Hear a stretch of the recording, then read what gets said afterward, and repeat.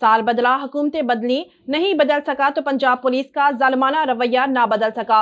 अफसोसनाक वाकये से आपको आगाह कर रहे हैं। ओकाड़ा से एबीसी न्यूज के ब्यूरो चीफ उमर फारूक की रिपोर्ट के मुताबिक ओकाड़ा में थाना सदर पुलिस ओकाड़ा के तशद्दुद से होटल का मालिक जाँ बहक। बुरसा ने इल्जाम आयद किया कि पुलिस मतूफी को सहरी के बाद होटल बंद न करने की वजह से उठाकर ले गई और तशद्दुद करके मार दिया और नाच फेंक कर फरार हो गई। तफसीलात के मुताबिक ओकाड़ा बाईपास पर कोयटा पेशावर होटल के मालिक राना खालिद को थाना सदर ओकाड़ा की पुलिस उठाकर ले गई और बदतरीन तशद्दुद का निशाना बनाया, जिसके बायस होटल मालिक जाँ बहक हो गया, जिसके बाद पुलिस इसकी डेड बॉडी छोड़कर फरार हो गई। बुरसा ने पुलिस तशद्दुद से जाँ बहक होने वाले खालिद की डेड बॉडी कौमी शाहराह पर रखकर रोड ब्लॉक किया, जिस पर डीपीओ ओकाड़ा मंसूर अमान ने नोटिस लेते हुए फौरी मुकदमा दर्ज करके 4 मुलविस पुलिस मुलजमान को हिरासत में लेकर पाबंद सलासल कर दिया।